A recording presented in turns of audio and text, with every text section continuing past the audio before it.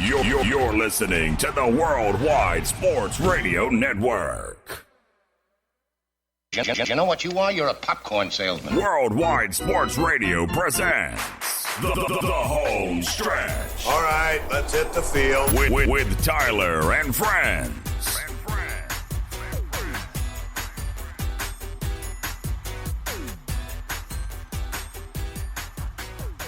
Hello!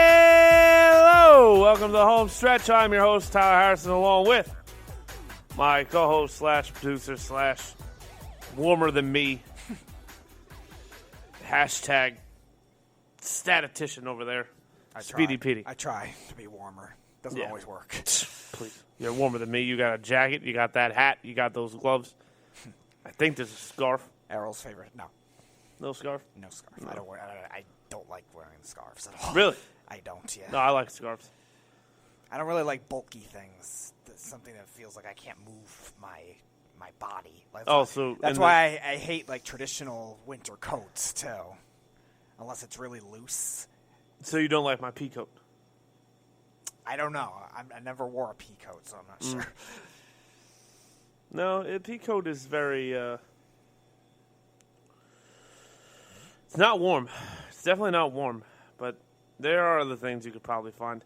But anyway, so you wouldn't want to be the guy from, Christmas Story? Yeah. No, I would not. With all that layers on and the bulky thing and the Put your costume. arms down. I can't. Oh. Yeah, right. No, I would.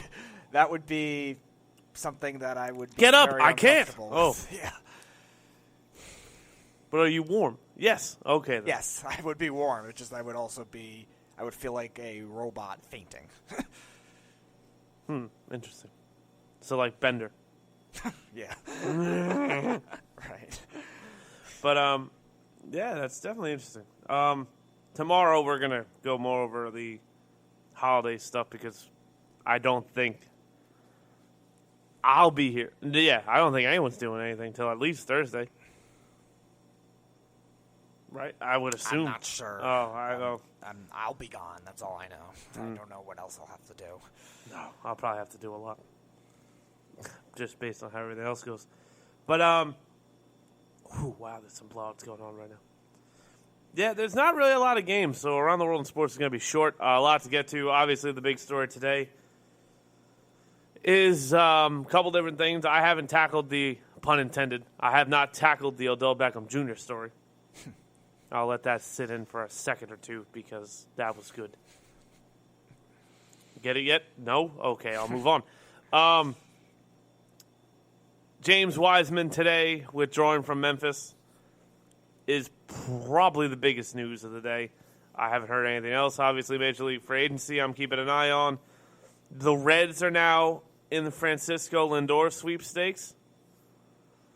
Makes no sense. Makes no sense at all.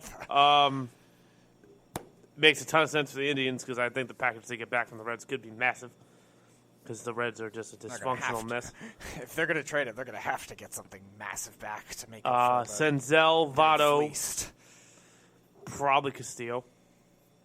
Senzel, Votto, Castillo. Man, a prospect. Probably, yeah. Because Aquino is in the outfield. They could use Aquino, though, too. They don't really have much with outfield. Who? The Indians? I know, but the Reds don't either. Yeah, but if you want Lindor... Maybe even Tucker Barnhart. Maybe, but how old is Barnhart, though? 29? Yeah, 30? I don't know if they would want that. He's better than Roberto Perez, but he's not world-class better. You're not going to have to pay him, though. Right, but I don't think they would want to carry... No, long story catchers short. Similar level. Why? That's what the Nationals just did. They just won a World Series. They're both better than Roberto Perez and Tucker Barnhart. No, that's not my point, but they were similar level. Okay, but the Nationals were also a contending team. If the Indians trade Lindor... No, they were not. I don't think Yes, they were. The Nationals, when I said we're going to make the playoffs, everyone thought I was an idiot. Right, but nobody said they were going to be the third worst team in the National League. No one said that, but everyone had them third or fourth everyone in the had, division. Everyone had them mostly below 500. Except me. Right. I had them as a above 500 competitive team. I didn't think they would be good enough to be a playoff team, but then again, I don't think anyone expected the Phillies to be as bad as they were either. But I still thought they'd be an above 500 team. But my point is, I think for a rebuilding team, I don't think they would want to take – if you're going to make that kind of trade, you become a rebuilding team, one, and you would – Here's the thing. I don't think the Indians are rebuilding. I think they're retooling, and there's a difference. You would hope, but, I mean, if they're trying to get prospects like Senzel and – Senzel can play right away. Produce right away. Maybe, but he didn't do it last year, so I don't know. We'll find out. But the reason I brought up Francisco Lindor is because I promised this a few weeks ago. I tried to get some of these people to come here. Sorry, my nose is running. But I tried to get, I don't know, maybe a network or two of guys. If only there was other shows on this network with talent. Oh, wait, we do. Oh, sorry. Try to get a few people to come here and do a nice little baseball segment, and that might be the nicest. Might be the nicest you've ever been to. Or are there other shows? What? What'd I do? They have talent. They're not me, but they're damn close. Except the haystack. I don't know what that guy's smoking. But no, I'm gonna say that. No, it's if I don't make fun of him, I'm sick. I'm call an ambulance and move on. Just pronounce me dead at the scene. But yeah, I the only one at this point that I would even rely on to come is Errol. That's it. And how sad is that? The guy that does everything has to be the guy that I got to call to be like, hey, listen, come to a show, entertain some people. I do want to thank him again though, because Tuesday was it Tuesday? Yes. Tuesday's show was great. I love Tuesday's show.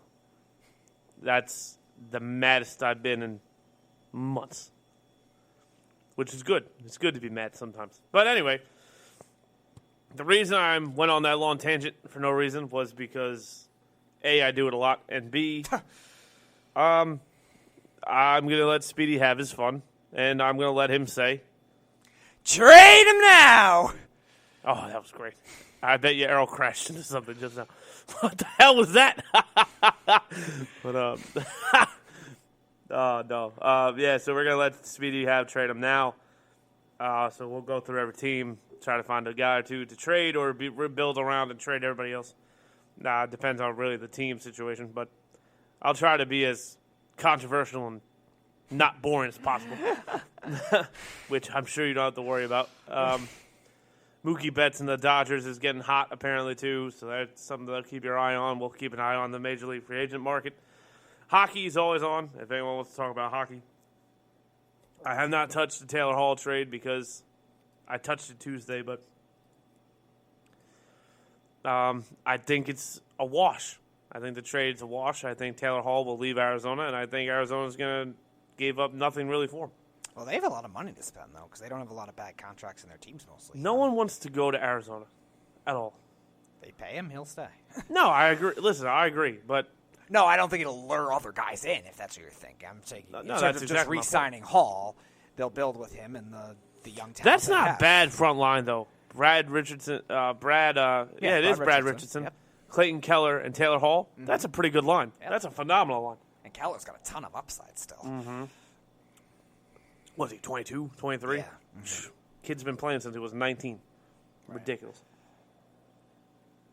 Just please trade Derek Stepan. Not to the Rangers, but to somebody else. The Islanders. Speaking of Islanders, can we have freaking Derek Brassard back? Why is he even wearing blue and orange? That makes me sick. Yeah, just put him in Tampa with everyone else. Oh, yeah. Just push the Stanley Cup into Tampa. Why don't you? Derek Stepan will be a healthy scratch on that team. Healthy scratch. He'd be lucky to be in the AHL roster. God, jeez. You want to talk about? You know what? If he moved to wing, I think it would benefit him. Maybe I could see that. He cannot.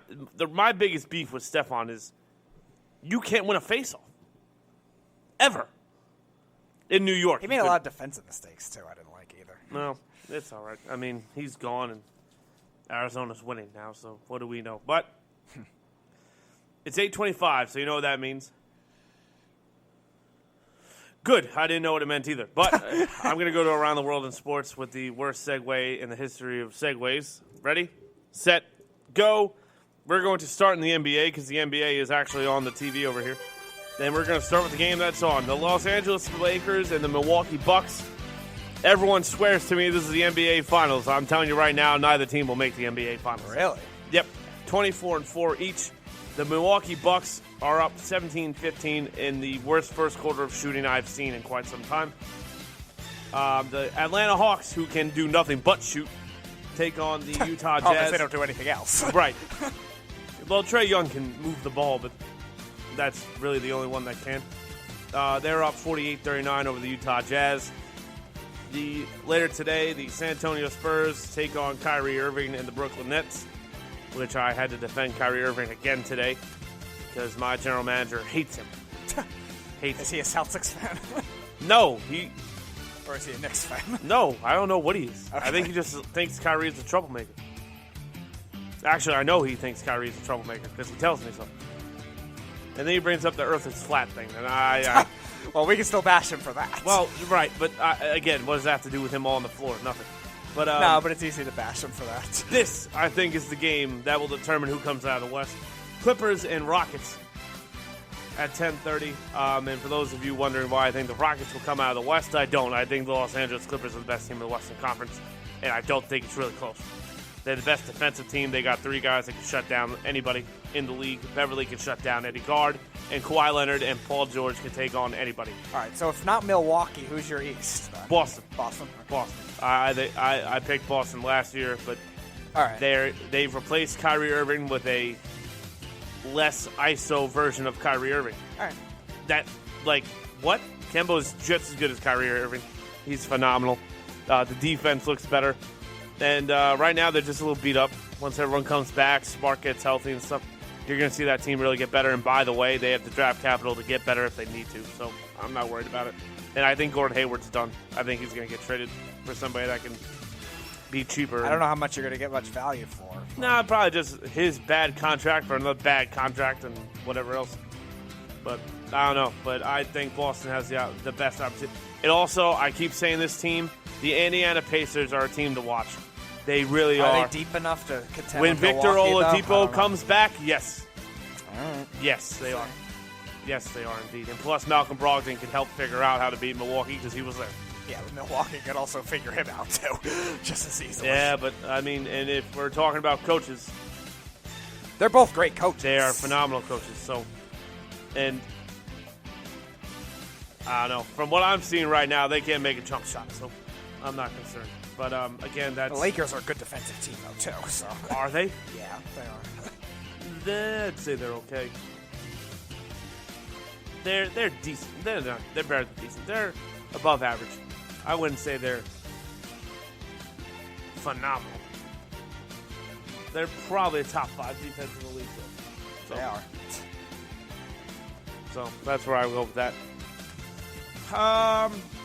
All right, college basketball. Here we go. Maryland. I keep forgetting they're out of the ACC because I was like, FS1. What the hell?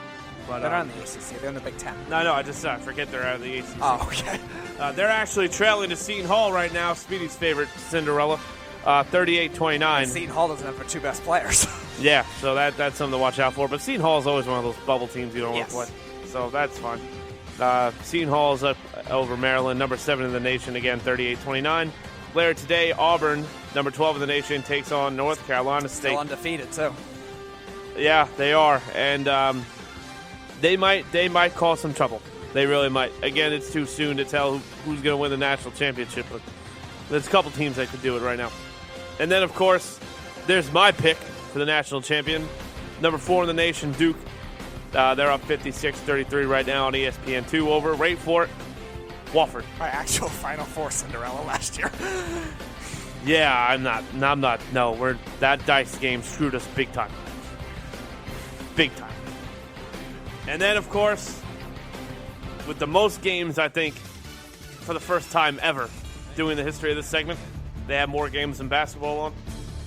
The NHL. Right now, the Islanders and Boston Bruins are tied at 1, which I don't know why I have so many Islander fans on Twitter. I had no idea. But it annoys me. It does. They're either Islander or Blackhawks fans. I can't understand. All of them. I'm like, why? Robin Lehner, I get his story, and he's a cool guy. I hope to interview him one day, but being a fan over it, I think is a little strong. But Anders Bork has scored for the Bruins. And Johnny Boychuk, remember that beautiful name? Yeah. He scored for Johnny Boychuk revenge game. And Jordan Eberle's back. He got an assist for Boychuk, and we're tied at 1. Yeah, right, Johnny Boychuk. Jesus. I wanted the Rangers to get Boychuk, I'm not going to lie. Oh, here we go. And it looks like the problems are solved. Alexander Radulov has put the Dallas Stars on the map. They were actually leading this game 1-0, and the Tampa Bay Lightning have scored 3 straight goals. Sergachev, who the Rangers should have demanded in a trade. Yep. Alex Killorn, who should also have been in the trade. And then Mr. Ranger Killer himself, Andre Palat. Yeah. So that's 3. That's 3-1 Lightning. For those of you, that's 3-1 Lightning over the Dallas Stars. Jesus. Boy, oh boy, I thought I was blind. Remember how I said the Buffalo Sabres were better than people thought? Sure. Okay, they're losing right now, 6-0 to the Flyers, and there's 4 minutes left in the second period. Yikes. They're gonna score a touchdown. So you got Mikhail Groberev, James Van Riemsdyk, Matt Niskanen. He still exists. Yeah, capital great. I'm sure he regrets leaving. Ian Provorov, Tyler Pitlick, and James Van Riemsdyk a game. So he's probably going to get a hat trick in this game, which is awesome. Just kidding. I hate the Flyers. Kevin Hayes, you son of a man. How could you possibly leave to go there? But the Blue Jackets overpaid him. Well, right, but whatever. The Kings are up 2-1 over the Columbus Blue Jackets, and John Tortorella, your days are numbered, my friend. Adrian Kempe and Jeff Carter are the goals for the Kings, and my favorite defenseman not on the New York Rangers, Zach Werenski, has put the Blue Jackets on the board. First game back, too. Yeah, that man, he's come to New York. Nashville's up 1-0 over the Ottawa Senators. What a surprise. Craig Smith scored for the Nashville Predators. Speaking of the Blackhawks, they're up 1-0 over the Winnipeg Jets. Alex Nylander. I wonder if he's related to William Nylander. I don't think so. I think so. I do know William Nylander has a brother. But, maybe not. What the hell? Blackhawks up 1-0 over the Jets. In about a half hour, we'll see the Hurricanes, Avalanche, Canadiens, Flames. A half hour after that, you will see the Winnipeg Jets, the Minnesota Wild, and Arizona Coyotes. Oliver Ekman-Larsson's another guy I'd love the Rangers to have. And then, of course, the game of all games. The Knights of Las Vegas take on the Vancouver Canucks. And just to rub in the face of all Ranger fans, JT Miller's still great. Let me just... Yep, 31 points. Great job. Great job. Great freaking job. Thank you so much, Vigneault, you incompetent swine. And that, ladies and gentlemen, is Around the World in Sports, brought to you by Reyes Cafe, 150 Motor Parkway, Hop Hog, New York.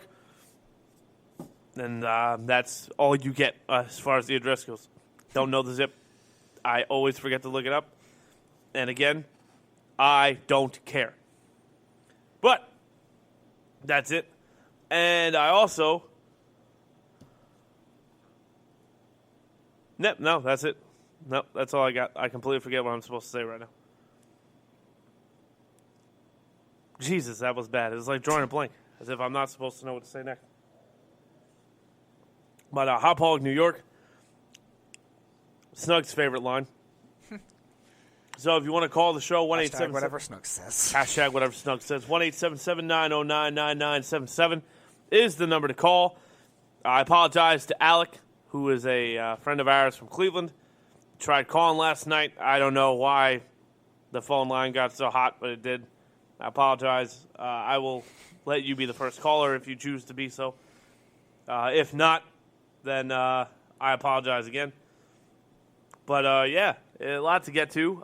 Speaking of Cleveland sports, we will save the Odell thing for after the break. But first, the big news today is consensus. Number 1 overall pick in the NBA draft, James Wiseman, has withdrawn from Memphis and will focus on entering the draft in June, which is completely what he should have done.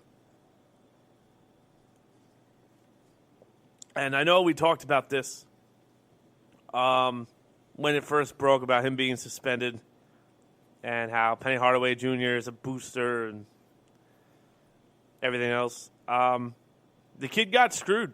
There's no real way to say it. Kid got screwed, and the NCAA was trying to build and you know what's funny? They had turned a corner. They did, because we were so kind of enamored with the fact of, hey, they're going to pay the kids. That's good. They're going to let the athletes make money because they're a billion-dollar corporation off these kids' sweat, blood, and tears. Broken ligaments and torn bones, and I said it backwards on purpose. Torn ligaments, broken bones, bloody noses. Kevin Ware's broken leg. You can go on and on.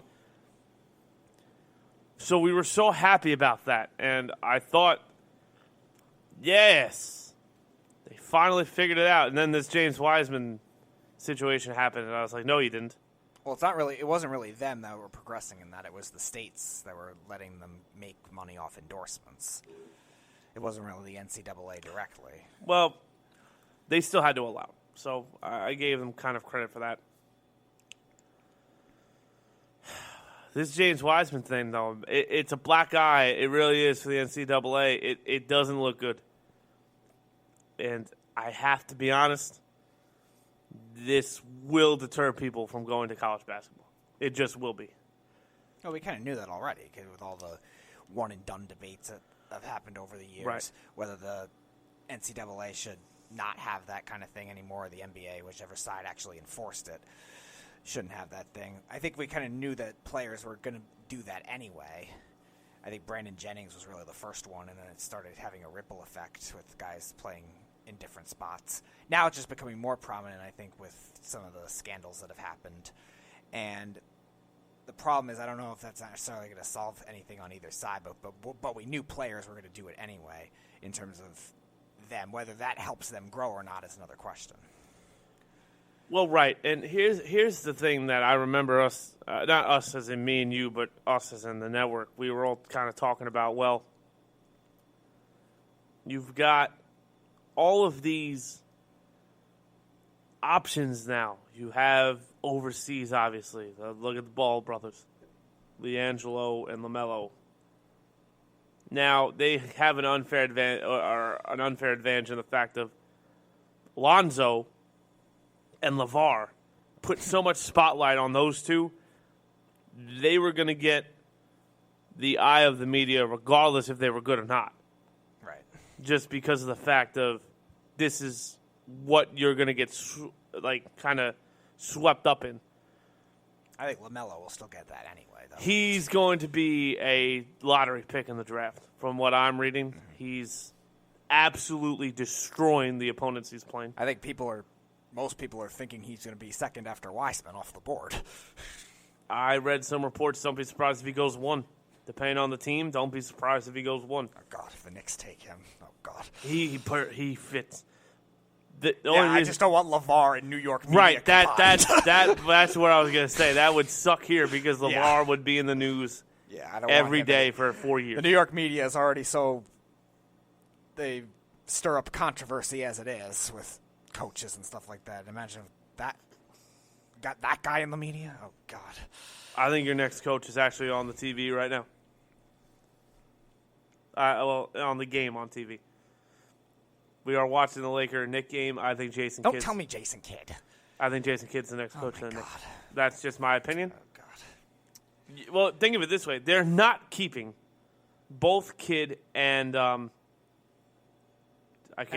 right. And Vogel. I understand that. I just don't want Kidd as a coach because I don't think he's that good. I mean, last time the Knicks were good, he was the point guard, so maybe it brings back... He was the 8th option or something like that. No, he was the backup point guard. He might have even... I think he started. No, Felton started. Okay, so he was the backup, which means he was playing mostly prominent minutes.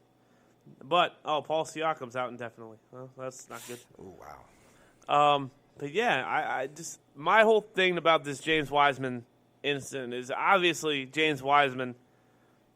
It stinks for him because everyone tells me, no, you have to let these kids go to school because that's the education, and if they fail in sports, they can go back and get their degree and everything else. Like Andrew Luck isn't going to struggle because Andrew Luck retired and he has his degree from Stanford. That's a choice, blah blah blah blah blah. Else, though. Well, right, but you can't declare for the draft if you're still going to school.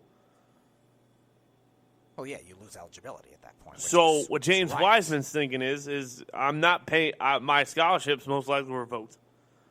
Right, but that happens with anybody. If you declare for the draft, you automatically lose your eligibility. Well, no, I'm saying he probably lost his scholarship when the NCAA suspended him. So you got that. He's probably not at Memphis. I don't know the situation, but I would venture to say he went for Memphis for basketball reasons. Yes, and be coached by Penny Hardaway. That's why I think the booster thing has some traction to it. Not for the money exactly, just for the fact that he coached him, he kind of lured him in. It seems like some kind of tampering-like thing, and that's why I thought it should have been Penny Hardaway suspended, not Wiseman. Sure, fine, that's fair because Penny Hardaway is a made man and he can take the pay cut loss. But here's the thing that I disagree with you on completely. That's bullshit for the simple fact of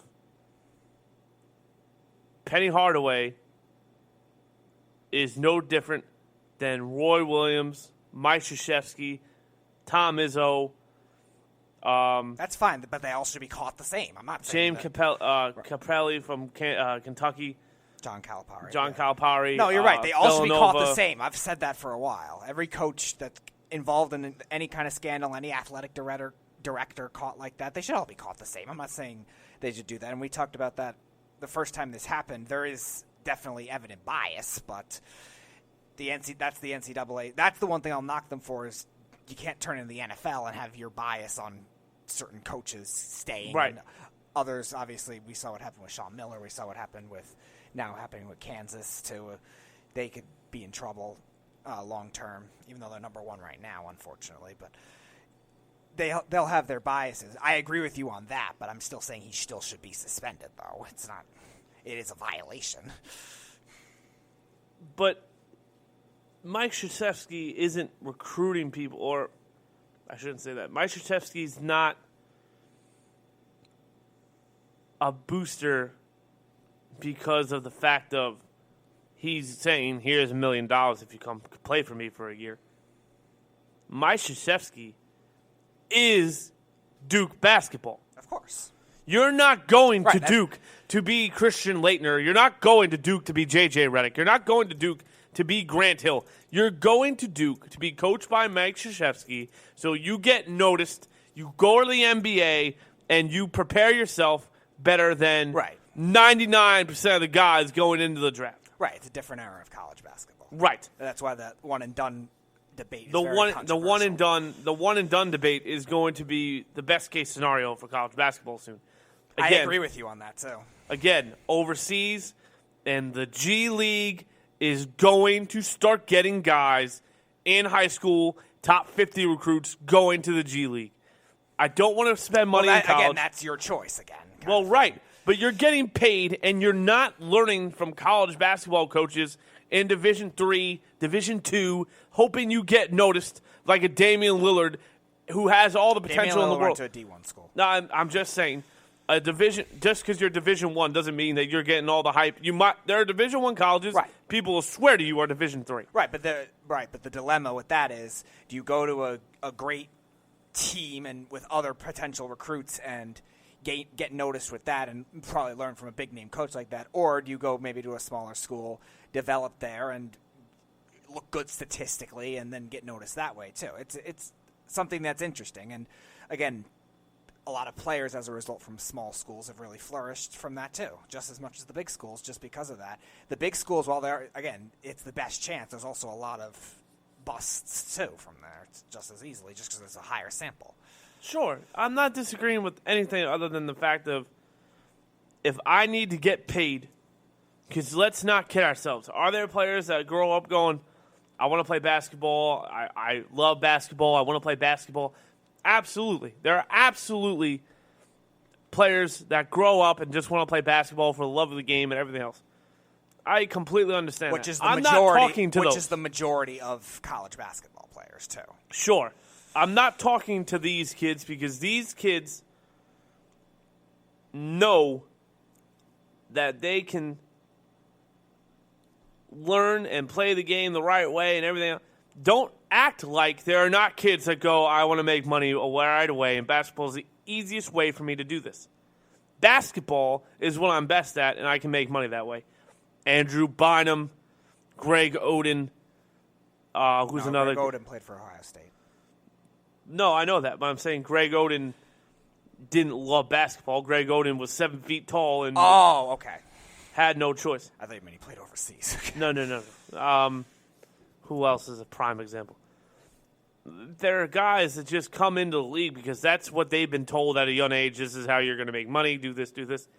And they don't love it. They enjoy being good at it, but they don't love playing basketball.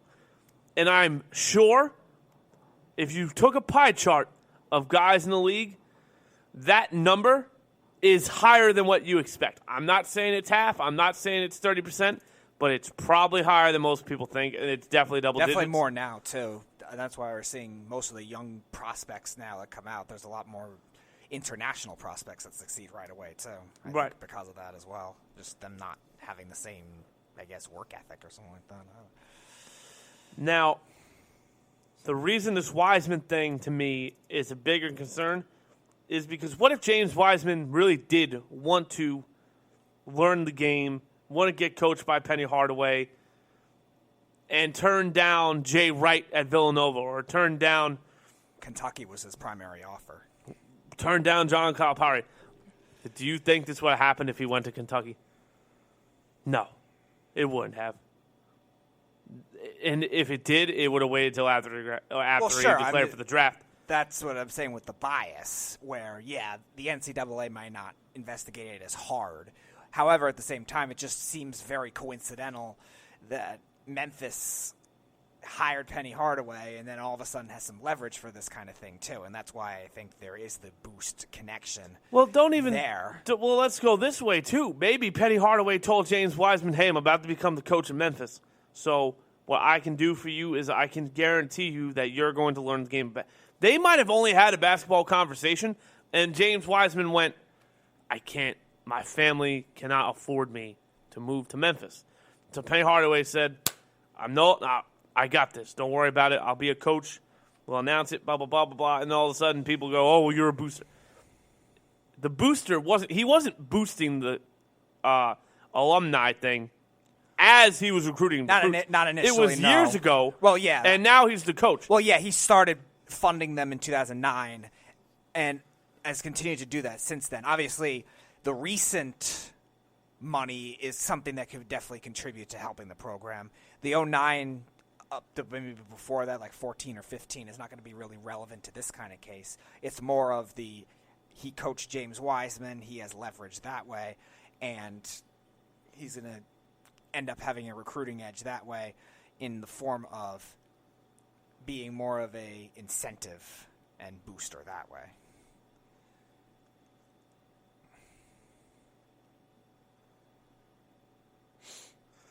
Now, my takeaway from this James Wiseman incident isn't even the fact of the NCAA to me will always have two hands in the cookie jar and an eye in the hallway to make sure that no one sees them with their hand in the cookie jar. Right, but so will coaches and athletic directors. No. I'm not saying the NCAA is the only guilty party, but they're far from the only guilty party. There's even companies that are having scandal issues now, too, with them. Nike, more will come out. No, more will come out. I'm telling you now. Nike, probably Adidas. The NBA itself might be in on it. Don't be surprised. Yep, I believe it.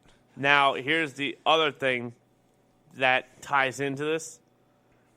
The NBA right now, if I'm the NBA, I declare it. Listen, this high school to the NBA thing works out more than not. Kobe, Garnett, Dwight Howard. I'm trying to think of Tracy McGrady. There are kids that LeBron James. There are kids that do it. Now, again, you're talking about generational greats. Got it? Understood. But even if they become role players and they don't amount to the success of everything else, they can still, at a young enough age, go, you know what? I can't play basketball. I do have to go to school. And who knows, maybe at 19, 20, they go to college, and maybe the college says, hey, listen, we saw you in the league. You didn't make it, but you can play for us and try to go back. If you don't have an initial scholarship offer, or? Well, no, if you go from high school to the league and have no contact at all with NCAA, you can get scholarships if you retire or whatever else. And if it doesn't work out, you get drafted again. What's the big deal? No one's losing anything by this. First of all, the kid makes money because he gets drafted at a young age. The kid finds out I either have to relearn the game of basketball, change my skill set, or go to school to learn something because basketball ain't working out for me. Or they know that they have to go to school anyway because they know their game ain't strong enough for the NBA. Most high school kids that declare for the NBA draft know for a fact that they can play in the league. They went to the schools. They've been told to go to the league by coaches. Scouts say you can go to the league. They're not just recruited by college guys. They're recruited by NBA guys, too. The NBA goes to the high school McDonald's thing. The NBA sends players to go. There is not this bias of, oh, well, you're in high school, so you got to go to college. The NBA keeps an eye on the kids in high school. They do. Why do you think they started the G League? They know how much talent is there. They know that. So they say, we'll pay you more than college, enough to get, your life started and learn the game.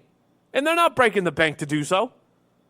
And to the kid in high school that wants to play basketball, like James Wiseman, the kid now is going to go, well, I mean, I would like to go to Louisville, but James Wiseman got in trouble for his family moving there, so maybe I should just go to the G League.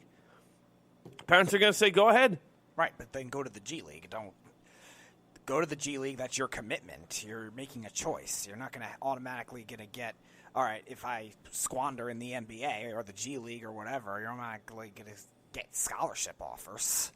No, I understand that. I'm just saying, if you want to try to make it as a walk-on, maybe, but, I mean, as a scholarship, no, because schools are already getting scholarships for players that are younger and players that already have these offers.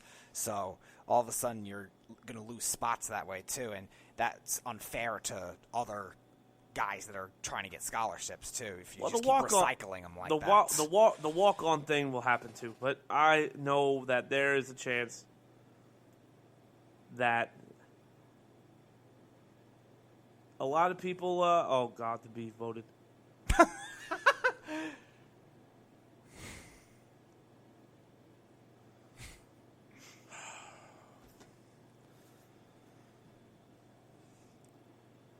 We're going to go to break now because I'm pissed off once again. Alec, my Cleveland man, I need you to call in, buddy. I know you listen. I know you hear me when I need you. I need you now. When we come back from break, we will not be James Wiseman and removing ourselves from Worldwide Sports Radio Network, but we will be, and just to make this long, synonymous thing short, I do agree with James Wiseman. I would focus on the draftee. NCAA completely wronged him and everything and his family. Yeah, nobody's faulting him, I don't right. think. The kid should not have been penalized for obeying the school. That's all I'm going to say about it. And this is definitely going to help the G League and overseas leagues too, and LeVar Ball's league too. No, I'm serious. There are going to be people that go, "You have the NBA's attention. I'll go there." There will be. I'm not saying there'll be 5-star recruits, but 4 3-star recruits will go there, yeah.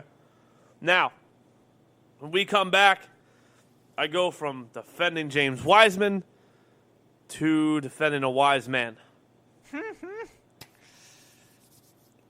I swear, ladies and gentlemen, I do this all at the top of my head.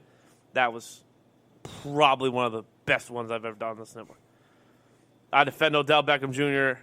and why he is not to blame for winning out of Cleveland. Next on the home stretch. You're listening to the Worldwide Sports Radio Network. I manage a baseball team. Little League? Fantasy League. We are back with the home stretch on the Worldwide Sports Radio Network. Hello. Welcome back to the home stretch. I'm your host, Ty Harrison, along with my co-host and producer, Speedy PD. I was trying to think of something smart to say. I had nothing. Back to, the wise man. Yes. It's funny how things stay the same but change at the same time. Everyone said how a few years ago when Josh Gordon was, some said, the best wide receiver in football. Damn, it's a shame he's in Cleveland. And then Jarvis Landry went to Cleveland. Not this year, but last. Everyone said, oh, that's screwed up. They sent him to Cleveland. They, quote-unquote, sent him there for his career to die. And then Odell got traded to Cleveland, and it didn't become, poor Odell. It became, damn, Cleveland might be pretty good next year. Cleveland's offense is going to be elite. Damn. No one worried about Odell. No one cared that Odell went to Cleveland. Everyone said Cleveland is lucky and blah, blah, blah. The Giants did the right thing. He's a knucklehead and everything else. I've heard all of it. But Odell has been unfairly scrutinized since that infamous catch. That catch is the best and worst thing that's ever happened to Odell Beckham Jr. Put him in the media spotlight. To let the league know I'm the best wide receiver in football. And to let Eli know I can look for this guy at any given time. It also let the media go, he's our next puppet. And what I mean by that is we're going to use this guy for wherever we need viewers, ratings, or wherever we got nothing, we're going to find something for him. Because this guy is a star, and he's going to drive a absolute pulse through our business. So, Odell Beckham Jr., loved being a Giant, loved being in New York, loved the media, loved everything. Never complained once. Then Ben McAdoo got there. Jeez. And then Ben McAdoo left. Then they brought in Pat Shurmur. Can we just call him Ben McAdum from now on? We can just call him dumb. Yes, we could do that too. Hashtag whatever Snug says. So here we go. Yes, this is my second cup of iced tea. But anyway, I do know one thing and one thing only about this. Everyone looks at it from a standpoint of he's a cancer, he's bad in the locker room. That needs to stop. It does. Because now Jarvis Landry was sent to Cleveland, and everyone swore, yep, he's quiet, he's a leader, he's going to help Baker Mayfield, this is great. Awesome. The problem is you have a coach that's the complete opposite. Freddie Kitchens is the worst coach in football. Which is amazing because you have a great young quarterback, arguably the best running back in football, the best wide receiving core in football, the best young tight end in football. Good defense. That defense is good. Yeah, but it's still spotty at times, too. Well, that's because everyone got hurt, but they're talented, but they very still good have a lot of defense. And the Milwaukee Bucks are absolutely kicking they're kicking the crap out of the Lakers. Mm-hmm. It's all in the court design. Yeah, well, not only that, the Lakers can't shoot. I told everybody, they cannot shoot. The Bucks can't shoot either, but I don't know. The Lakers they have depth pieces that can shoot, though. Corver and you're right. They're just their primary guys are built to do other things. Mm-hmm. Like LeBron will pass instead of take the shot, and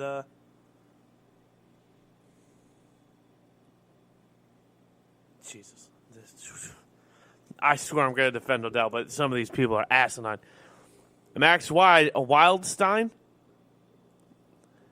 I don't know who you are. I don't know who you are. Yankee tweets, analyst videos, and I mean, you got a good following, so that I won't talk too much smack, but Aaron Judge is the best player on the Yankees. There shouldn't be any type of argument against this. I'm sorry. Trade him now. No, I'm not even. No. I'm not going to go there. This other guy retweeted and said Gleyber Torres is the best player on the Yankees, and he didn't even get started yet. Hello, you're both wrong. It's amazing to me. If you're looking at pure impact, it's actually Garrett Cole, number one. Number two, if you're going with everyday player because you don't want to count the pitching, that's fine. By the way, Chapman has got something to say about this conversation too, but if you're going with everyday player, I'm sorry. Didn't DJ LeMahieu just finish third in the MVP voting? Not to baseball, but to our minds, yeah. Was he actually fourth? Yeah. Because the surprise top three of Marcus Semien. Yeah, well, that's a Yankee screw job is what that was. That's Gary Sanchez not winning Rookie of the Year, and that's Miguel Andujar not winning Rookie of the Year. That's Derek Jeter not winning MVP over Justin Morneau. That's what that was. But anyway, I digress. No hate on Justin Morneau. Derek Jeter had a better season. Look it up. Anyway, the fact that DJ LeMahieu is getting disrespected again is asinine. He's the best everyday player for the Yankees. He's the best defender. He's the best hitter. He is the best clutch hitter. He is the most diverse player.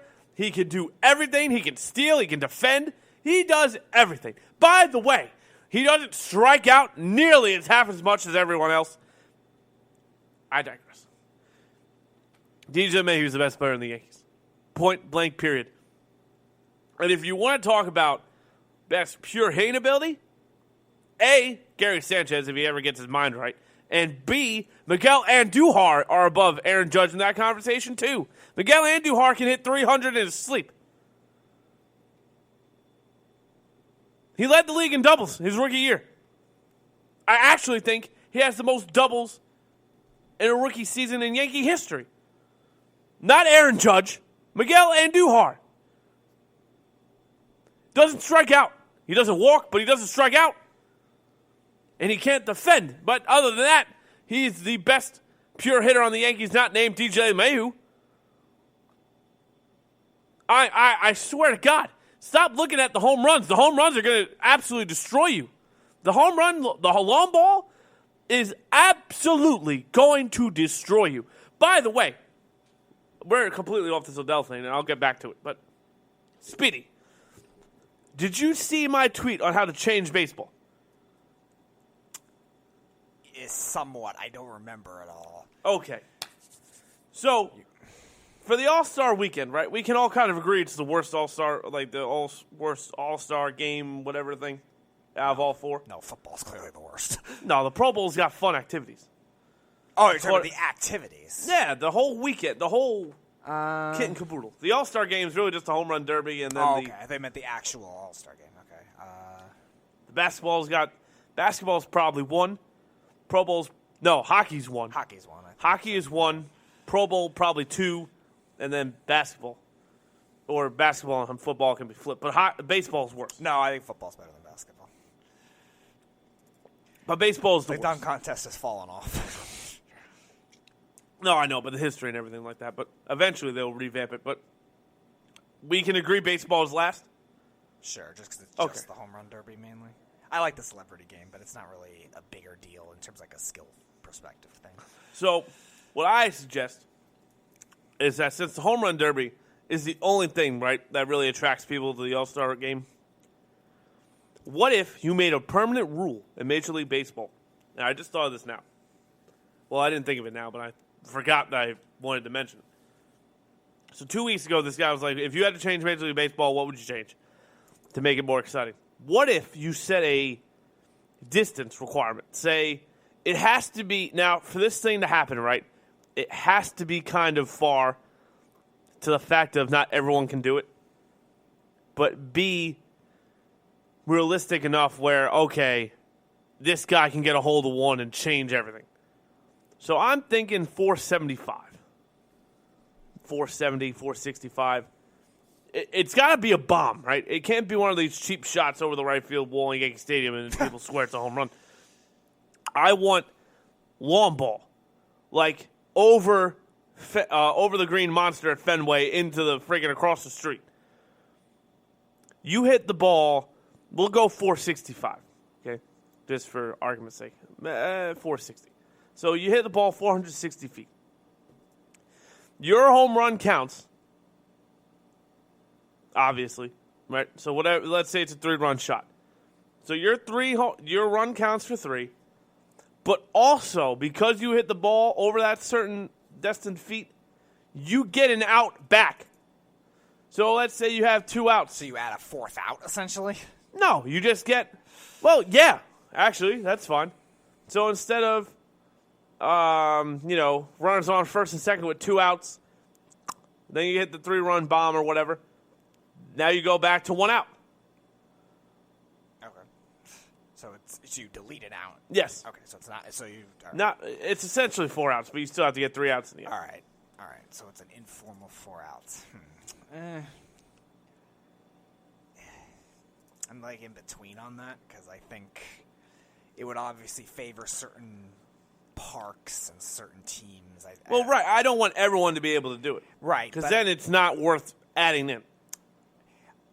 It's interesting in terms of the popularity dilemma because obviously home runs have definitely driven up the sport. Yes, that's all people care about. But at the same time, people complain all the time about pace of play. If you're adding more outs, then that would hurt that too.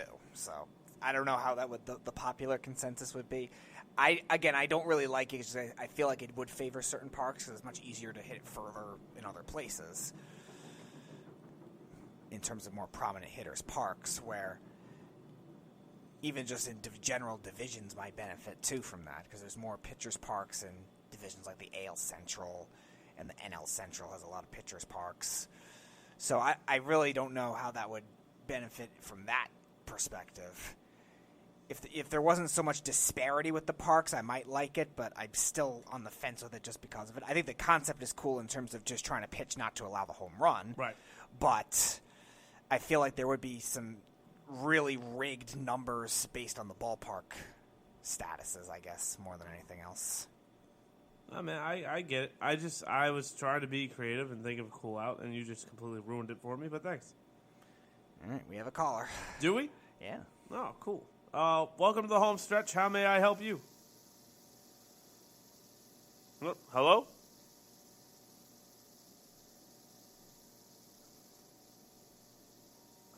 Hello? Maybe we don't. Okay. Call Hello. back. Yeah, call back. I don't know what that was. Probably just a prank call. All right. Probably just a prank call. Don't worry. We're back to the wise man now. Yes. So I got distracted, but it's just funny how everything changed for Odell, right? Like he was. Round two. Here we go. Round two. Welcome to the home stretch. How may I help you? Hello? Hello? Maybe not. Just killed. Maybe not. All right. If he calls back, I'll just find out what it is. No. If that thing starts ringing again, just hang it up because just get in your thing. I'll figure out who it is. But Odell Beckham Jr., right? It's funny how he went from being New York's next guy, because Lundqvist was probably the guy at the time, to just to get him out of here. I don't know what Odell did. Landon Collins says his teammates loved him. No one really complained or cared about the fact that he had his hair done or anything like that. Odell Beckham Jr. did his thing, and everyone loved him. He was the top receiver in football to me. He's the best route runner. He has great hands. And he, despite what people say, not going over the middle, he can go anywhere on the field. And in open field, he's elusive to tackle. Now, he goes to Cleveland, and this is an argument I was having today. It's funny how no one understands how this works. You do not build. He's on the phone? Yeah, it's Snug. We're trying to get him on. I don't know why this is doing this. Do the thing that Errol taught you with the plug your phone in thing. I will give it a shot, but then Snug would have to call my phone. Oh, wait. So how? Oh, crap. Yeah, I don't know what's going on here. Well, pick him back up and see if he can hear me. All right. You want me to hang up again? Or? No, pick up the phone and tell him if he can hear me. It's on, but I still can't hear him. Even when he's on the headset piece? Yeah, everything's operating like normal. I don't know. All right. Snug, try to call my phone, and we'll try to put you in like that. But that's weird. He normally sends me a tweet when he's trying to. Snugs, call Speedy. So anyway, I don't understand how no one knows how this works. The Patriots are the dynasty in the NFL. Let's see what happened in New England. Bill Belichick established a culture, and Bill Belichick ran everybody to follow his orders and follow what he wanted to do. Freddie Kitchens is not going to do that in Cleveland. Okay, Freddie Kitchens is going to get fired. That's why Mark McCarthy needs to come, establish discipline, and ultimately put something in place where guys like Odell, Jarvis Landry. Jarvis Landry had Adam Gase as head coach. Okay, ask Le'Veon Bell about Adam Gase, and I'm sure they'll tell you the same thing. Odell Beckham Jr. had Pat Shurmur, awful head coach. Ben McAdoo, awful head coach. And despite what people say about Tom Coughlin, he kind of rubs people the wrong way. I'm not saying discipline's bad. I'm not saying you should have a coach that, yeah, man, yeah. I'm not saying be Matt LaFleur, okay, or Pete Carroll and let everything go. I'm saying what you do here is you need somebody personable. All right, let's try this now. Snugs.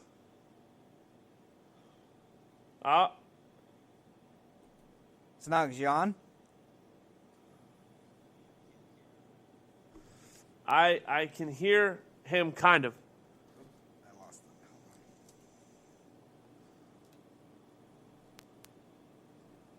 it. Snugs? Try again. I'm still kind of new to this whole thing. Snugs? All right. Yeah. Sorry, Snugs. Stay on. I'll deal with it. Okay. Sorry, Snugs. Now, my whole thing here for everything else is I really want to know, is Odell wrong? Listen, Cleveland, Kyrie wanted out. LeBron wanted out twice.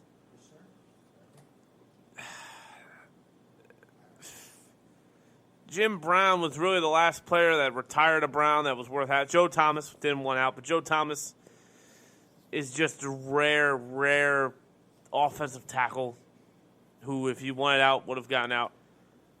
I don't know if I blame Odell for wanting out of Cleveland. They're a dysfunctional mess. The owner and GM are butting heads over the head coach. The head coach is the reason this team, who should be in the playoffs, they're better than the Steelers and the Bills on paper, are playing like complete bumbling amateurs. I don't know what really to do. By the way, and this is where I really want to just think for a second. You traded a Pro Bowl guard for a pass rusher. Think about that for a second. You traded Kevin Zeitler for what? The offensive line is the last piece you trade. The last piece. Especially when he's a Pro Bowl guard and your other Pro Bowl guard is really making up for the fact that J.C. Treader is not a bad center, but your tackles are garbage. So now you have this guy in Zeitler that gets traded, and he is the only bright spot in the Giants' offense, not named Saquon Barkley. And your offensive line crumbled. That's it. They're no longer even looking at Patino. They're just going to run to the other side. And then you trade Austin Corbett to the Rams for what? Because Cleveland doesn't know what they're doing. They don't know what they're doing. They have no idea. John Dorsey and Jim Haslett don't know how to build this properly. Because Jim Haslett has one idea in his head, And Jim Dorsey is not letting him do it, or vice versa. Somebody's blocking somebody from building the team the way they want to build it, and the friction shows because the head coach clearly doesn't know which way to go. Nick Chubb and Baker Mayfield are the future of this team. Okay, Odell and Jarvis Landry are the best wide receiving duo in the league, and they're not getting the ball. Well, they're not getting the ball because Baker Mayfield doesn't have time to get them the ball. And I don't understand how Odell going up to the team like the Patriots to say, come get me, is so bad. Because if you remember correctly, the only reason Odell Beckham Jr. didn't go to Bill Belichick is because the Giants refused. Now, why did the Giants refuse? The Patriots probably gave a similar offer to what the Browns did. They probably gave a first-round pick. And because N'Keal Harry was the first-round pick, I would trade N'Keal Harry for Odell Beckham Jr. Okay? That's one. Two, I'm positive that the Patriots would have given a player that they didn't need to the Giants. Positive. Now, would the player be Jabril Peppers? I doubt it. But the Giants probably could have gotten somebody of interesting value or more draft picks. The Patriots are draft capital kings. So why didn't the Giants send Odell to the Patriots? A, they would have been the laughingstock of the league because you got ripped off by the Patriots. Two, they would have been the most hated team in football because, God damn it, why'd you give Tom Brady the best receiver in football? And three, they didn't want Odell Jr. to experience success. They didn't. They wanted Odell to go away. They wanted Odell to go somewhere. They wouldn't have to worry about Odell outshining the Giants. That's why Odell went to Cleveland. Not because, Cleveland gave us the most competitive package. I can assure you they did not. I can assure you that the Giants probably got a better offer from somebody else. A first-round pick for Odell Beckham Jr. is common sense. The Browns probably were looking at a wide receiver at number 17. So they said, we'll trade you 17 overall because DK Metcalf and J.J. Arcega-Whiteside or whoever they were looking at number 1 overall for them. Arcega-Whiteside wasn't going to go in the first round. No, I'm just saying in general. N'Keal Harry or Hollywood Brown or A.J. Brown, they're not Odell Beckham Jr. We'll trade you the number 1 pick. That's common sense. He went to Cleveland because the Giants wanted to punish Odell Beckham Jr. Now, the question is, Tyler, the team wanted him to stay. No, they didn't. The Giants signed Odell long-term, so the Giants got leverage. That's what I'm trying to tell you. The Giants gave Odell the contract to set the market because they knew when you set the market, they had 3-4 guys lined up to exceed it. A.A. Julio Jones. A.A. Michael Thomas. A.A. Antonio Brown. All got paid more than Odell almost a year to the day. All three of them have gotten better deals. Now, Antonio Brown, whatever. But Julio and Michael Thomas are both now higher paid than Odell. So guess what Cleveland got? A steal. A steal. They've got a young, fresh wide receiver, paid for already, under control. He's not a rental. He is not a problem. And he's a game changer. And he's a culture changer. And that's where the problem lies. Everyone swears Odell's the problem. He's not the problem. The problem is you brought in somebody that took your mom and pop shop to overnight public company. Not going to happen. Not going to work. You're understaffed. You're too new too soon. That was never going to work. I loved it because Odell Beckham Jr. got to reshape his image. Has anyone heard of Odell Beckham Jr. this year? The watch? Okay, I get it. It was a bad look for Odell to wear the watch during the game. The only thing that could have happened is he broke his watch. He wasn't going around hitting people with helmets or, kicking field goal net. He's been relatively quiet. I haven't heard him say a word. He's not Zeke holding out in Cabo. But yet, him not coming to OTAs. I don't care if you don't come to OTAs. He came to OTAs, twice with the Giants? I don't care about OTAs. I don't care. You know why? That's really for rookies. That's really for rookies, 2-year, 3-year guys, to learn the offense better and gel. Do you really think Tom Brady going to OTAs is why the Patriots are struggling offensively? No. They've lost 4 top options in offense. Gronk retired. Brown got cut. They traded Josh. They basically let Josh Gordon go. That's why. That has nothing to do with Tom Brady not going to OTAs. You want to know how I think the preseason's bullshit now? Zeke didn't play. Zeke didn't even go to training camp. And he's top 5 in rushing. He actually looks better this year than any year he's been in the league. Don't tell me OTAs and training camp matter. They don't. Now, is it bad for the locker room to go, damn, you just paid that guy and he didn't even come? That's a different story.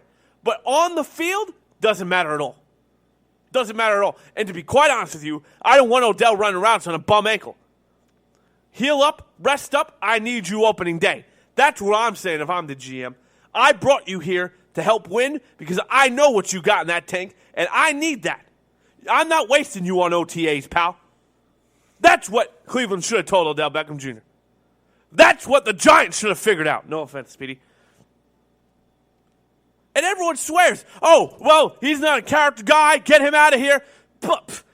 BS. I know that's BS. You let a Nick Saban, golden ring guy, and Landon Collins walk.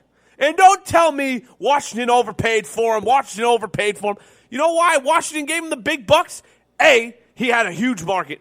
B, the Giants didn't franchise him for whatever freaking reason. And I can count 3 times on 3 separate occasions without digging. I've seen a report of Landon Collins will take franchise tag and earn long-term deal. And that's a character guy the Giants kicked out. That's a character guy, right? I'm sorry. I'm trusting Nick Saban over you guys. Sorry. Take it. If you're insulted by that, then you think you're smarter than Nick Saban or Bill Belichick. By more power to you. I think you're delusional. I'm going to listen to Nick Saban. Nick Saban coached him for 2-3 years. I'm not listening to you. So Odell Beckham Jr. hasn't won anything. And again, I swear, this freaking trip to Miami. Yeah, that's a bad look. That's a really bad look. I get it. On a Tuesday, they went on a cruise ship. And on a Sunday, they played bad. Okay, I get it. Also, real quick, Victor Cruz, beloved by New... Oh, who's on the phone? I don't know. Welcome to the home stretch. How may I help you? Nope, sorry. Still out. Yeah, sorry. The phones are not working. I'm sorry for that. We will try to fix it. But for now, we'll let everybody know. But yeah, I'm over this conversation because I gotta be honest with you. Odell's not the problem in Cleveland. Cleveland's the problem in Cleveland. You haven't built anything. You went from mom and pop to 401k in a week and a half, and you weren't ready for it. You're not Amazon. You're not Google. You're not these companies that can just, all right, here we are. We're ready. What do you mean you're ready? You're not ready for nothing. You try to be glitz and glamour over everything else. Odell should have been the final piece in the puzzle, which he is. Odell Beckham Jr. will make any team he's on better. I understand this, and that's completely valid. He's a huge talent. He's not a problem by any stretch, not even the home stretch. But what I'm saying to you is that Odell Beckham Jr. is not going to be the piece that you bring in and go, well, Odell, we're going to build a culture. What do you mean build a culture? I'm going to come here, play football, and do what you tell me to do. Well, okay, that works. Think of it this way, right? You don't hire a chef in a restaurant before you pick the menu of the food.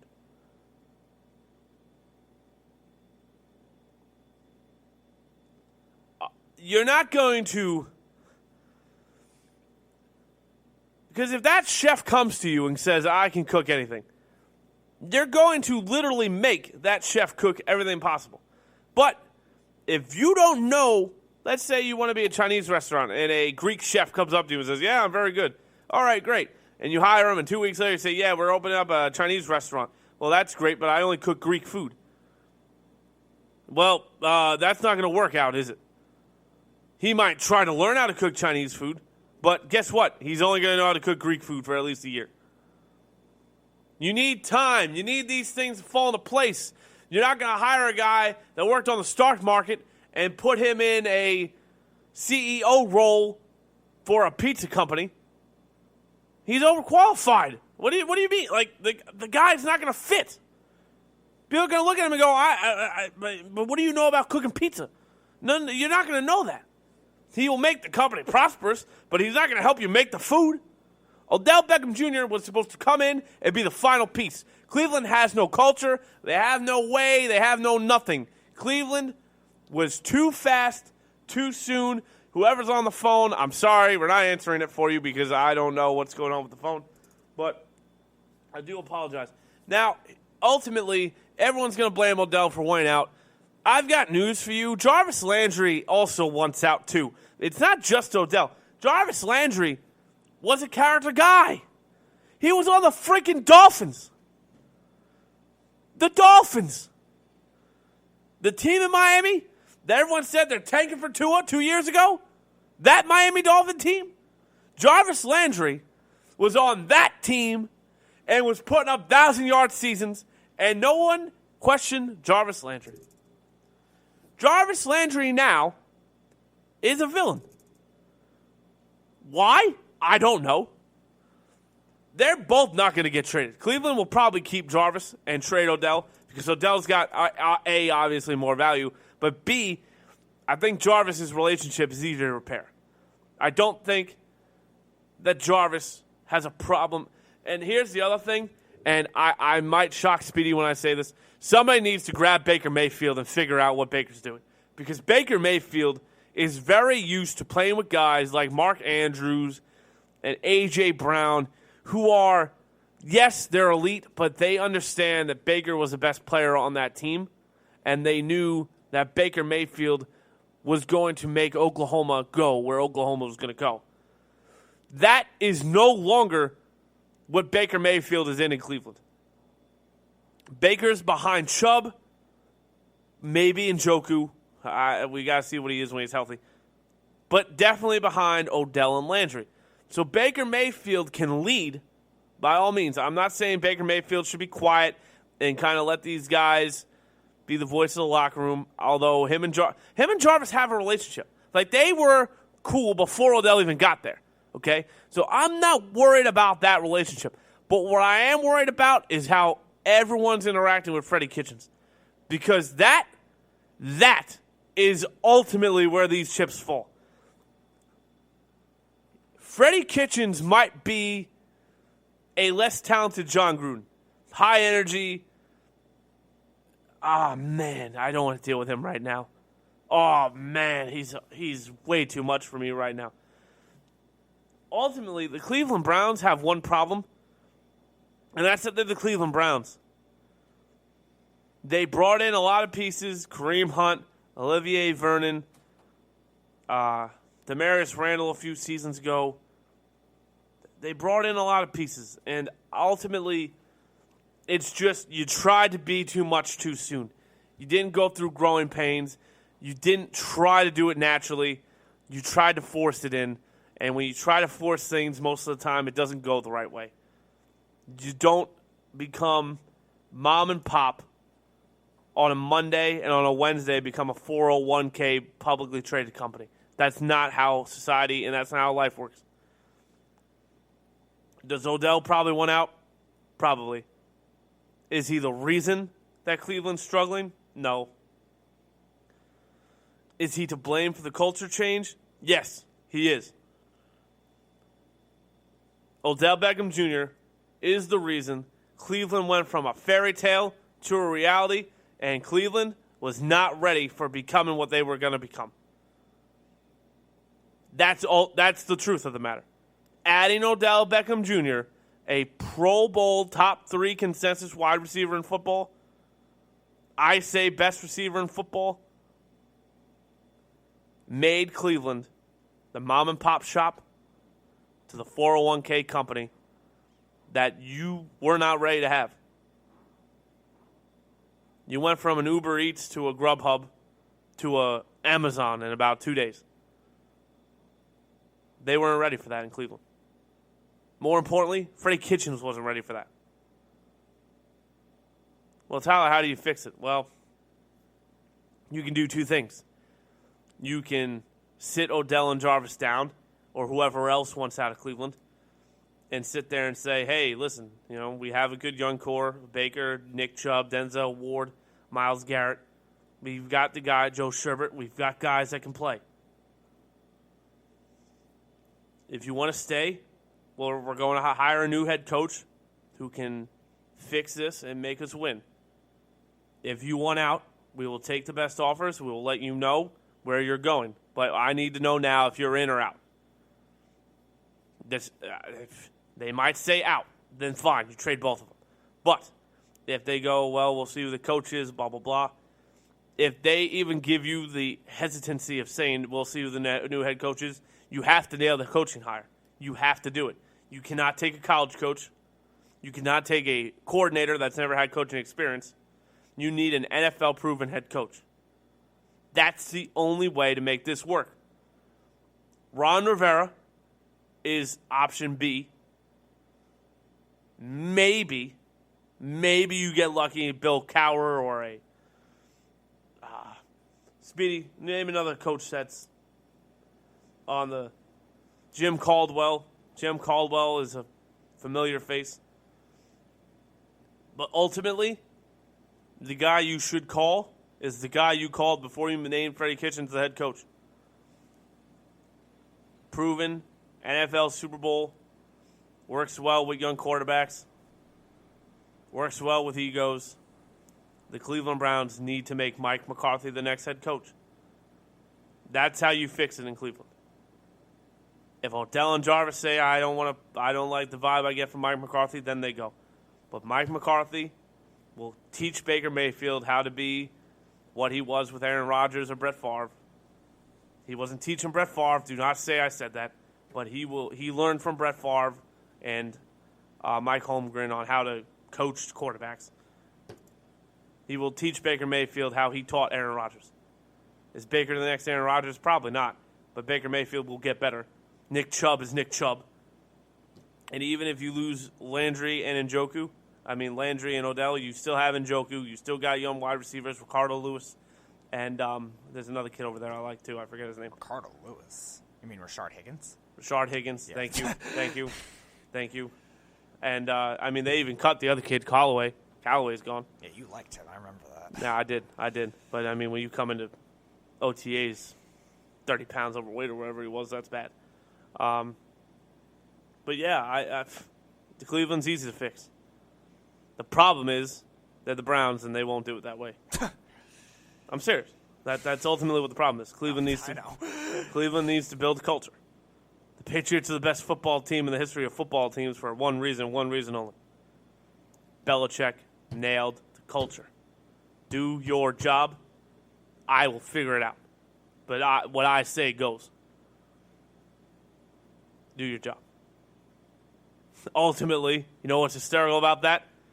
He started with the Browns. Previous ownership, again. You had Belichick. You had him there. Was the Art Modell Browns, not the current Browns. Doesn't matter. The history of the Browns goes with Belichick. If you look at the history of the NFL, they get credit for having Bill Belichick. Yes, the Art Modell Browns. Doesn't matter to me. Who has culture what? Belichick was there. I digress. We come back. Speedy gets his segment. And we get to hear him go. Trade him now. Next on the home stretch. You're listening to the Worldwide Sports Radio Network. And manage a baseball team. Little League. Fantasy League. We are back with the home stretch on the Worldwide Sports Radio Network. Welcome back into the home stretch here on the Worldwide Sports Radio Network. Speedy Petey here with Tyler Harrison in the final 15 or so minutes of this show. We are going to do a segment where I actually do more yelling because I say, trade him now! And that is exactly what this segment will be. I will pull up the music in just a bit, but we only have time probably to just do one league today because Below the Mic is coming up right around 10:30. So 10:30. We're only going to do American League today, the American League first. So yeah, because you were bringing up what you wanted to emphasize during the break. I didn't emphasize anything. I just said that they were probably the easiest team to nail. Alrighty, so I'll do it in a completely random order. American League, we'll start with your favorite team, the Cleveland Indians. I'll be honest. I actually think Cleveland did their job already. I think trading Corey Kluber was brilliant. I'm serious. You really think that was a good trade? Well, the idea was good. I like Emmanuel Clace. Why they took Delano DeShields, I don't know. But, I'm trying to... Let's be honest here, though. They do have pitching. They do have pitching. Mike Clevenger, Shane Bieber, Carrasco, Plesac, and yeah, that's 4 guys. But yeah, I get the motive for doing it too for that reason. But you don't think they could have gotten more? Sure, they could have gotten more. I'm not saying they won the trade by any stretch, but I am saying that I understand why they took Clace, because Emmanuel Clace could be great.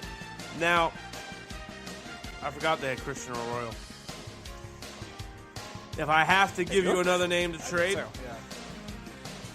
I think Bradley Zimmer is all but done there. Maybe even Tyler Naquin too. But you know what? I have this controversial tactic, right? So I'll go ahead and say it. I would trade Francisco Lindor if I was them. Not because of the fact that, you're not going to get a haul back, but you are going to kind of I don't know if you can pay Ramirez, Shane Bieber, and Lindor. Ramirez is going to get a pretty high contract himself. And Lindor's value is significantly higher, so you'd save money. I don't know if your bullpen and rotation puts you in the playoffs. So take the year to kind of see what young guys you can build around. And Lindor's going to get you impact players right away. I would trade Francisco Lindor, see what the market is. Especially if the Dodgers are truly interested in that. The Dodgers are going to give you Gavin Lux. They're going to give you guys that you can take right away and win with. Maybe. Yeah, listen. The Dodgers have outfield, and if the Dodgers are interested in somebody else that we'll mention later, they will not be shy about prospects. So the Indians might be interested in trading that. All right, let's go to the West now. Let's go to the team that brought in Anthony Rendon, the LA Angels. What a freaking deal, man. The Angels are going to be a scary lineup. They actually just signed today. Oh, my God. Julio Teheran. Yes, Julio Teheran, which really isn't a huge loss for Atlanta at all, but no, I do like it. I would ideally say Albert Pujols, but you're stuck with that. Right. You're stuck with that. Oh, this one's actually fairly simple. I'm actually going to say that you trade Justin Upton. I don't care what you get back for him at this point. You just got to get rid of that contract in the worst way possible. Justin Upton, get a reliever, and Even maybe get like a big money contract pitcher that teams are trying to get rid of. I'm trying to think of who that would be. Jordan Zimmerman? I don't know. Oh, that's the first bad contract pitcher that comes to mind. Yeah, that is. Maybe a team like the A's or a team that likes recycling guys will take him. Padres, I don't know. But I'm sure there's a team out there. Justin Upton is a good player. He's just overpaid. So Samardzija, maybe? Interesting. That could work. Maybe even Cueto. Well, I think they need to get more to get Cueto. Yeah, listen. Cueto's at least at some success. Well, right. But I'm just saying that could be a building block for something. Joey Adell's coming, right? So you can afford to trade Justin Upton. And maybe even trading Justin Upton allows you to bring back Cole Calhoun. Who knows? Maybe. All right, let's go to the East now. We'll go to the Toronto Blue Jays. Everybody.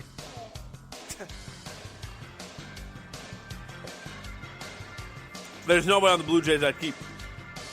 Not a single solitary soul. I would trade everybody on the roster. I'm dead serious.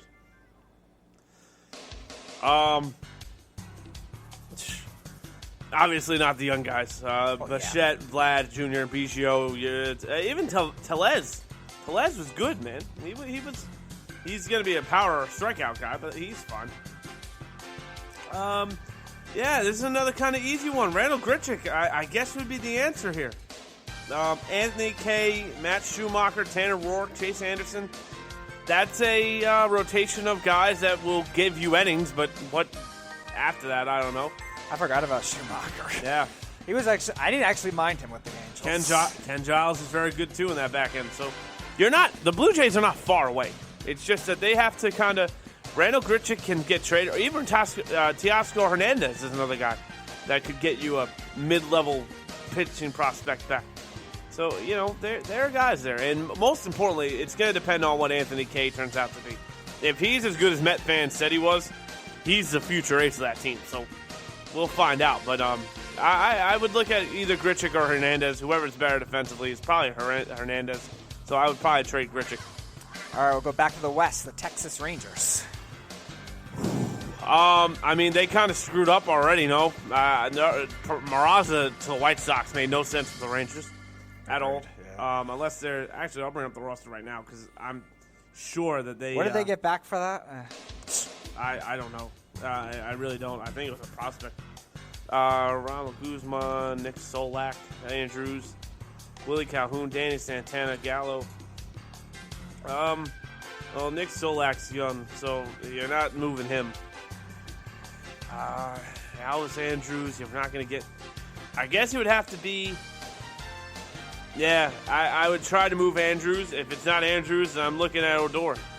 I really don't see that many guys that you can kind of take on. That rotation, though, quietly is going to be okay. Kluber, Mike Minor, even if he's half as good as last year. But Lance Lynn, Kyle Gibson, Jordan Lyles, that's an okay rotation. They're banking on a lot of overperforming. Yeah, no, they are. But I would say Odor. Plus, he's a little bit of a headache. So he's not great. He's awful defensively for a second baseman. So I'm not worried about that.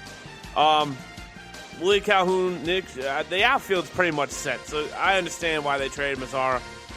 But again, they got an outfielder in return. I just figured it out. Steele Walker, who I actually think was a decent prospect, but he's just got another outfielder. Maybe he's a speed defense type of guy. I don't know. I'm not familiar with that. So, I mean, I don't think he was top 100, but I think he was in top 150. No, well, that's but still, it seems kind of Mazzara will start every game for the White Sox. Right. No, I know. No sense. All right, so let's go back to the Central now. Let's go to the White Sox. Why not? The White Sox, and this is where I say, I didn't say this out loud. Not every team is going to be an easy answer. The Red Sox.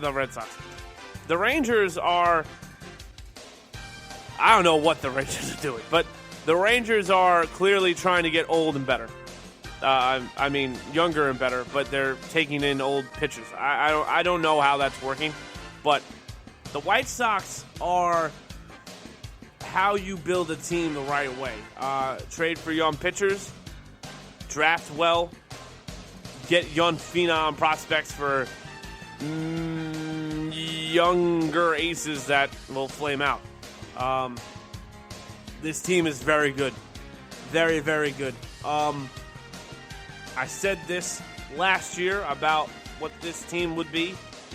I still am picking the Twins to win this division based on, the fact that I'm sure they'll bring in a free agent or two and, what they already have in. The White Sox will be a wild card team this year. I like this team a lot. Tim Anderson emerged as a top-end shortstop. Yoan Moncada is as good as the Red Sox said he was. Jose Abreu is a very underrated first baseman in this league.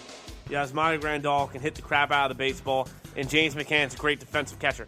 That might be the best catching tandem in baseball. We will find that out. And Eloy Jimenez, Mazara, and I love Adam Engel. I'm a speed defense guru. I love it. And, maybe you bring in a bat, or maybe you let Grandal DH and let McCann. McCann was an all-star catcher last year. Maybe you let him catch every day and Grandal play first or catch in the meantime. But, the White Sox are going to be very good. I'm not trading anyone, really. Giolito, Kopech, Cease, Covey, Colome, Bummer, Marshall. Maybe Carson Fulmer or Kelvin Herrera. I'm not trading anyone from the White Sox. You're not going to sell low on Kelvin Herrera, though. Listen, I am just saying that you know what? Just to make the segment, I guess you can get rid of Garcia. I think that Larry Garcia could get you some value. He's versatile, speed, defense. He's not going to get you a lot back, but he can get you a missing piece in the bullpen or something like that. Larry Garcia, but honestly, the White Sox shouldn't trade anybody. They did it the right way, and they deserve a lot of credit for doing it this way. If all their pitching pans out, they'll be the biggest surprise in baseball next year. Not even a question. All right, from one Sox to the other. You wanted to get to this one over the break, the Red Sox. There's obvious ones, and then there's ones that make people go, maybe it's not that obvious. It's pretty obvious. They've been trying to move David Price for 2 years now. I don't see it happening. I don't think anyone wants the contract on their books. And Chris Sale, you're stuck. You really can't trade him. But and if you trade Brandon Workman, that's just stupid. So you're not trading the bullpen piece when your bullpen's already weak. They did bring in Jose Peraza, which was a very quiet, good signing that I don't think a lot of people understand. And more importantly, right, I think Pedroia that means... gets hurt, yeah. Well, not only that, I think Pedroia has informed them that he's not coming back. Oh, really? I think Dustin Pedroia might be done. That's what I'm getting. Because Michael Chavis and him can both play second base. So I'm not... Devers, Bogarts, Benintendi, J.D. Martinez is a guy you could trade. J.D. Martinez is probably the guy I tried to trade the most because of the fact that his bat, his name, all-star caliber player, you can sell high on him still because his bat really was good last year. And you could get a pitcher or another couple young players back. The guy, though, that ultimately the Red Sox should trade to kind of and make the team a stronger foundation. Devers is the future of the team. Chavis is the future of the team. You can trade Mookie Betts and get away with it. Mookie Betts gets you a haul back. Mookie Betts gets you 3 top 100 prospects easily. We mentioned it before. If the Dodgers are interested, the Dodgers will overpay for him. They're not.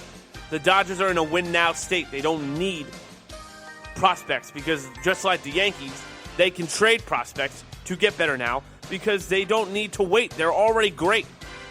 They're just trading assets away they're not going to keep.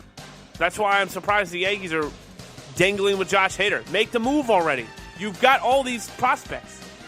Make the move. The Red Sox need to move Mookie Betts. Mookie Betts gets hurt and walks. Then what do you get? Nothing.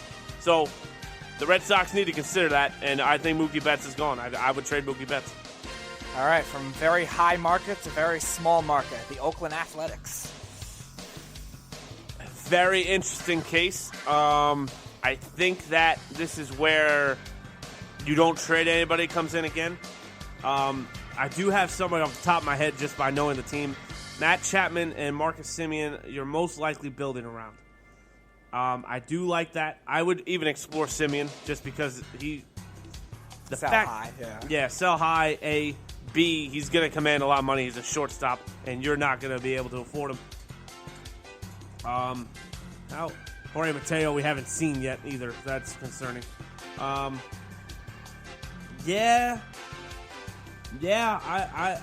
Semien might be the answer here. I'm not going to lie about that. Mark Canha, Laureano, and Piscotty. I love Piscotty. I'm not trading Piscotty. But the answer to me would be Matt Olson, honestly. Overrated bat that hits for a lot of power. Aaron Marks is here, so that means the Below the Mic show will be on very shortly. But Matt Olson to me is the guy. I don't think you're going to really look for a lot. Unless you want to trade Liam Hendriks and you don't plan on signing him. Maybe. Yeah. I mean, Liam Hendriks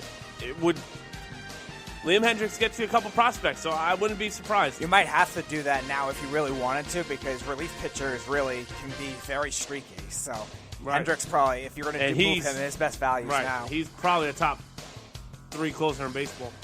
But my phone died, so that's it. That's all I've got. Are you going to be able to remember how you did this? Let's see. We did 7, so we got 8 left, and I was doing kind of a random pattern with the divisions. Not completely one way, but I know I did 3 West, so I'll have to do another Central or East next. And I tried to, because I knew we were going to run low on time, I tried to save the really, really bad teams and not have you do any of those, just to make it kind of interesting today. Oh, well, the Royals and Tigers are obvious ones, but Orioles, yeah, those teams like that. Trey Mancini's going to get traded soon. Right. But or even John Means, honestly. It depends on who needs what. You need someone to build on. I don't know if you trade both of them. No, Mancini. I think Mancini's not a prospect really anymore. No, he's not. Mancini. He would probably be the 1-2 trade. Mancini's the best player on that team that no one talks about. Yeah, like he's a top 50 player in baseball. No one ever mentions that would probably be the one to move. But again, like I said many times, the market, especially for right-handed batters, is still just not very strong. So if you don't get a good offer, just keep them. It's not. Well, right. I'm not saying this has to be immediate. This is just for them to try to build the farm system. But the Orioles, honestly, are just a dysfunctional, colossal mess. That they won't be good for 20 years. It's awful. And then you kick out Buck Showalter. The Browns of baseball. Yeah, kind of. All those bad Ubaldo Jimenez, Chris Davis, Mark Trumbo. They're all biting you in the ass right now. Yeah. And then you traded Manny Machado and got what back? I think Jimenez was a trade, though. I don't think that was a signing. No, they signed Ubaldo Jimenez. I thought they got him from the Indians. Okay. I could have sworn they signed him, and even if they traded for him, that makes it worse. Okay. Because that means you gave up something to underperform. So, and I liked Jimenez in Colorado, but I wouldn't have traded for him. The good thing with Jimenez, though, is he was a good playoff pitcher. Right, but you have to get there first. Right. No, I know. That's exactly what I kept saying about, it looks stupid now, but I'm just saying. No, I get why they did it, too. When they were in the ALCS in 2014. And plus, the stats said he pitched good against the Yankees and Red Sox, so they were like, all right, well, that works. I think he was a big reason they hung with the Yankees in 2012 when they were a wild card team. Right. No, he pitched well. The problem is the Yankees and Red Sox chewed him alive during the regular season, but whatever. So, yeah, that's our show for today. Stay tuned, because Below the Mic is up next, and Errol looks like he's going to punch me in the face. So that means this show is going to be great, because he's motivated and not listening to me whatsoever. Bale, bale, boom. Nope, not a word. All right. Speedy, wear your hat. I'm just kidding. We're in the end game now. Tell them where they can find us. Facebook, Twitter, Periscope, YouTube, Instagram, Snapchat, iHeartRadio, TuneIn Radio, Sirius Radio. Spelled like the word serious. Serious? Oh, yeah. We're not on Sirius anymore. Oh, we're not? No, okay. We're off Sirius. All right, we are not on Sirius anymore. Okay, good to know. Wait, is that Sirius? Apparently. Oh. I think he's very serious. SoundCloud, Spotify, God, I love words with play. iTunes, on our website at worldwidesportsradio.com, and we are one of only 16 sports radio networks and podcasts on radio.com. 16? Do I have to tell you for more emphasis? 16? There you go. I tried to get it for a question, and you go 16. And what is it, 16? And yes. Kept going back and forth. But unless it's more now, but as of what I was told, it was 16. It's 16. We will always be 16. I don't care if 20 follow us. We were 16.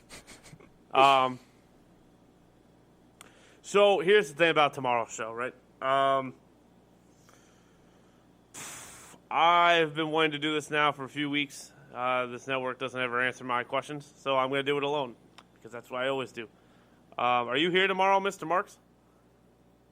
Possibly. Okay, well, possibly works. Better answer than everyone else on this freaking place gave me. So here's what's going to happen. I'm going to finish this segment that we just did called Trade Him Now. And we're also going to do the picks because I might have to do 2 weeks at once. I'll figure that out. And also, I kind of want to build the NFL 100 team that I've been wanting to build for a long time. It's simple. It's basic. It's something that needs to be done because the NFL season's winding down. I won't be back until probably the playoffs. So I want to do something fun and do it the right way. And I know Speedy loves building crap, so it's fine. No, Thursday and Friday you can do your show, and Monday. I never do my show Monday. No, I'm sorry. Thursday and Friday you can do your show. Next week? Oh. Ooh. Hear that? I'll be here Thursday and Friday. So screw you guys. I'm still not going to do it. I'm just kidding. No, but in all seriousness, we will be I'll probably be here Thursday, Friday next week then, so we'll do picks, and I'll try not to do anything too clever because I'll probably have Clueless with me, but or One Line or Rookie, whatever the hell we want to call him. But unless it's Errol, then by all means, come. Oh, he's not listening. So yeah, He's busy. No, he's not. I'm sure he's listening. I'm sure he's busy. I'm sure he is too, but he normally listens. But yeah, the NFL 100 team I'm doing tomorrow. If anyone on this network is listening, you're not. But if anyone on this network wants to come, you won't. The open door policy applies. And to be quite honest with you, after the new year, it probably goes away because this show is changing dramatically. And that's a good thing. I'm very excited. I haven't heard a word from Mr. Bo, but that's fine. Hello, Bo, who supposedly listens every now and then. I guess you're deaf, but that's fine. Yeah, so Friday will be our last show before Christmas. Speedy, we're going to break out some Christmas traditions. Ooh. Yes, so be prepared to talk about personal stuff. I like to hang my stocking, if you know what I mean. Oh, boy. Just kidding.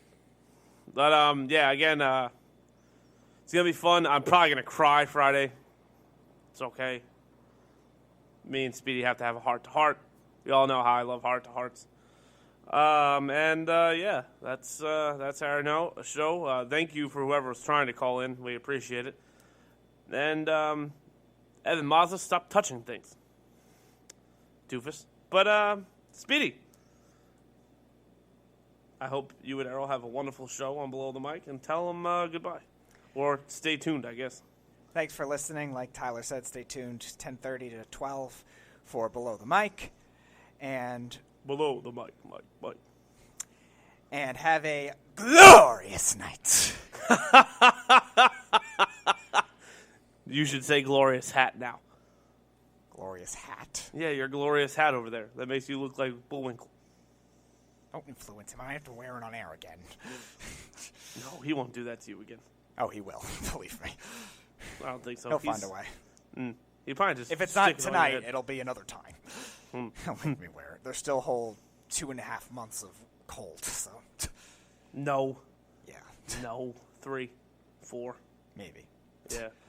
Plus the way the Congress is going, maybe 7 or 8. Don't go there. Hashtag let Donald Trump go. Anyway, I'm gone. I'm done. I'm leaving. Nope, just hashtag whatever Snug says. Hashtag whatever Snug says. Hashtag ban the beef. Hashtag below the mic is up next. And I look forward to making the Century team with you tomorrow. Mm-hmm. See? Century? See? Did anyone see what I did? You're all terribly boring. See ya! You're listening to the Worldwide Sports Radio Network.